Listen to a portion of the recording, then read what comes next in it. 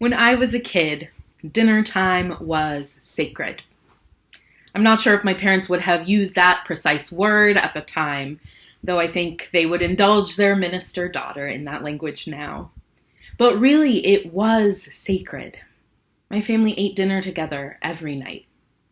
Not in a forced way.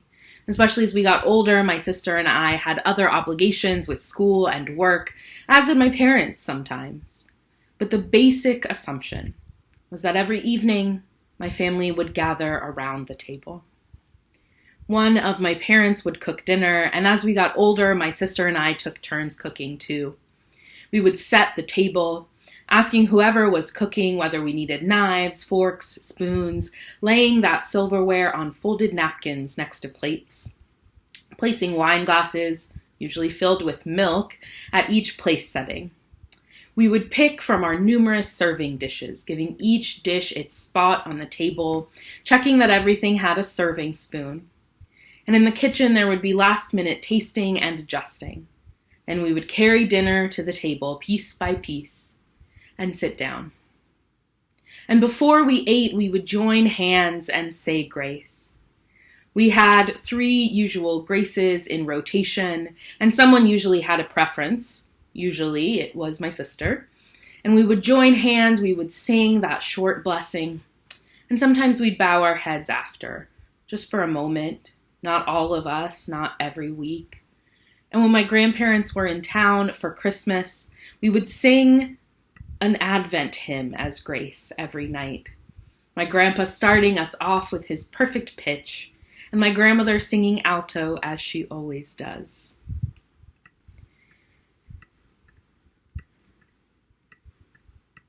And when it was time to eat, we would serve what was in front of us and pass it to the next person.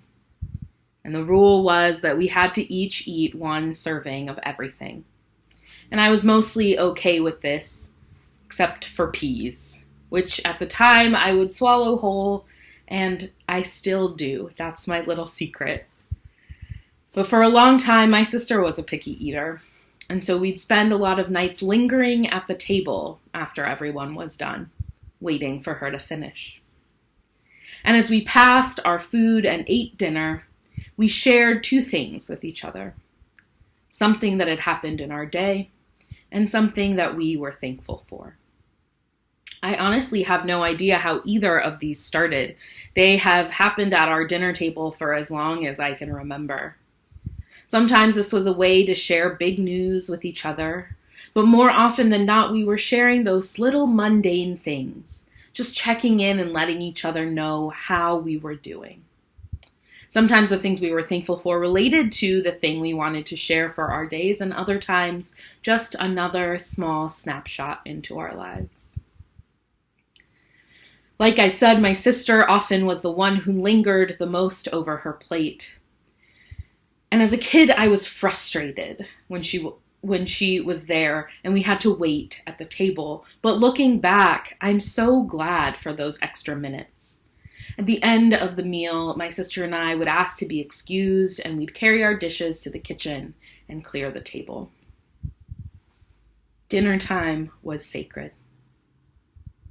And it's been a really long time since my family ate dinner like this.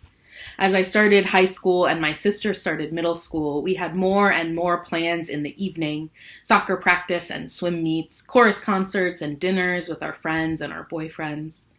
I moved away to college and my parents got divorced. My sister and mom spent a semester abroad. My dad moved out. People and families evolve and change. And that sacred dinner ritual is not one that my family practices anymore. But eating dinner with my family in that way will always be one of my fondest memories, one of the most sacred spaces in my life. In the book Consuming Passions, The Anthropology of Eating, anthropologists Peter Farb and George Armelagos present a simple statement. To know what, where, how, when, and with whom people eat, they say, is to know the character of their society. In other words, by looking at what our practices are around the table, we can learn a lot about ourselves and the societies, cultures, and contexts in which we exist. Eating is something we all do, by virtue of being human, but we do not eat in the same ways. Different cultures and societies have their own norms and traditions on how they eat. Around the world, people sit at the table or on the floor. We use forks or chopsticks or bread or our hands to put food in our mouths. We eat in silence or with conversation. We eat somberly or with raucous laughter. And we certainly don't all eat the same things. What is normal food in one culture, raw pickled herring, whale blubber, lunch meat, is met with confusion and sometimes even disgust from those from a different culture. What is enjoyed for breakfast in one country is strictly dinner food in another, and not ever on the menu in yet another. But however we eat, whatever we eat, and wherever we eat, around the world, families, tribes, friends, and religious communities gather time and time again over food. Food is used to celebrate and to comfort in good times and in hard times. When a baby is born, friends and neighbors rush over with food. When someone dies, it is the same. Being fed is an intimate act of being cared for, being nourished not only physically but emotionally. Being gathered around the table with someone makes them feel like family to me. Even without all the rituals that my family had around the dinner table, sharing a meal with people just feels right. We are there to do the same thing, to eat. But not just to eat, to laugh, to savor, to linger, to connect. And this year, things are different. This year, we can't just have an impromptu dinner around our friend's kitchen table or plan elaborate holiday meals where we invite more and more people. And as the days get shorter and the weather gets colder, as we get closer to the times when we might typically gather around the table with our loved ones, it might be hard right now, thinking about all the ways things have to change this year so that we are able to keep each other safe. It's hard, but it's still possible to gather around the table. We just need to get creative. I have had family dinners in the last 7 months. I had a Passover Seder with my partner's extended family over Zoom, spanning 7 households in 6 different states. We had Easter dinner with my mom and sister, and I've hosted pancake brunch churches on Zoom for a couple different congregations where we gather and have conversations and eat together. I've done other things too, things that don't involve sitting around an actual table and eating a meal at the same time, but things that still have that essence of what it means to gather at the table. What would it be like to have a Zoom call with your friends, to all cook the same thing and eat it together and talk and get to know each other even better? Maybe you could use a soup recipe from the digital cookbook.